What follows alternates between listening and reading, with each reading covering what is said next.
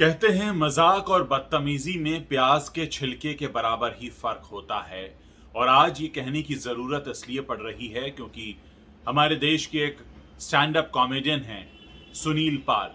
उन्होंने अपने एक वीडियो में कोरोना से जंग लड़ रहे हमारे देश के डॉक्टर्स पर इतनी तीखी और अपमानजनक टिप्पणियां की हैं कि मजबूर होकर डॉक्टर्स ने अपना इस समय, कीमती समय निकाल कर एक चिट्ठी लिखी है हमारे देश के गृह मंत्री अमित शाह जी को, जिसमें साफ तौर पर यह कहा गया है कि जिस तरीके की बातें सुनील पाल अपने वीडियो में लोगों का मनोरंजन करने के लिए कर रहे हैं, वो असल में लोगों का मनोबल तोड़ सकती हैं और डॉक्टर्स का मनोबल तोड़ सकती हैं, जिनकी इस समय देश को सबसे ज्यादा जरूरत है। हम सभी जानते हैं कि पूरी दुनिया और पूरी दुनिया के साथ हमारा देश भी इस समय कोरोना की महामारी से जंग लड़ रहा है और ऐसे में फ्रंट लाइन वॉरियर्स हैं हमारे डॉक्टर्स, और डॉक्टर्स के बारे में अपमानजनक टिप्पणी करके उस वीडियो को फैलाना, लोगों के मन में विचार बदलने की कोशिश करना और सीधे तौर पर ऐसे लोगों पर प्रहार करना जो इस समय अपने घर परिवार को छोड़कर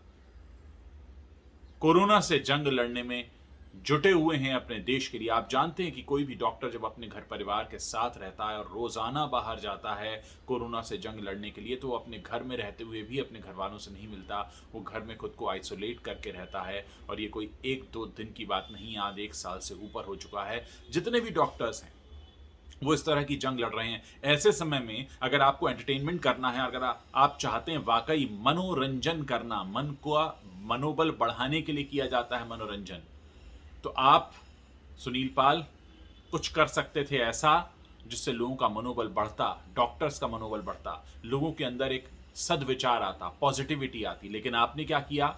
आपने, जो मैंने इस वीडियो के शुरुआत में एक लाइन बोली कि मजाक और बदतमीजी में प्याज के छिलके के बराबर ही फर्क होता, और आपने उस फर्क को लांग दिया। आपने सीधे तौर पर अपमानजनक टिप्पणी की और आज नतीजा ये कि अमित शाह को डॉक्टर्स ने जिस कीमती वक्त में वो कोरोना की जंग लड़ रहे थे, उसमें से वक्त निकालकर एम्स की जो आरडीए एसोसिएशन है, रेजिडेंट डॉक्टर्स की एसोसिएशन, उसने बाकायदा एक चिट्ठी लिखी है लंबी चौड़ी। उसमें अमित शाह से कहा गया है कि ये जो सुनील पाल हैं, जो लोगों का मनोरंजन करने के नाम पर हमको गाली दे रहे हैं, इनके खिलाफ सख्त से सख्त एक्शन लिया जाना चाहिए। और उसके बाद सुनील पाल ने माफी मांगी है। इस तरह का काम करने की क्या जरूरत थी? इस तरह की हरकत करने की क्या जरूरत थी? और ये हर देशवासी का गुस्सा है।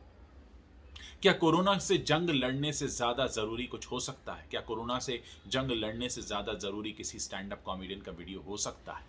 नहीं। इस वक्त हमें जरूरत डॉक्टर्स की है, और अगर वो अपने काम में मुस्तैदी से जुटे हुए हैं तो आप उन पर अपमानजनक तीखी टिप्पणियां करेंगे, आप उनके काम पर जो इस समय सेवा भाव है उस पर सवाल उठाएंगे, आप उसका हास परिहास करेंगे। निश्चित तौर पर ऐसे लोगों पर रोक लगनी चाहिए, उन्हें सख्त सजा भी देनी चाहिए और कड़े से कड़े कदम उठाए जाने चाहिए, ताकि फिर कोई कभी इस तरह की हिम्मत ना करे। मनोरंजन की अपनी एक परिभाषा होती है, मनोरंजन की भी अपनी एक सीमाएं हैं।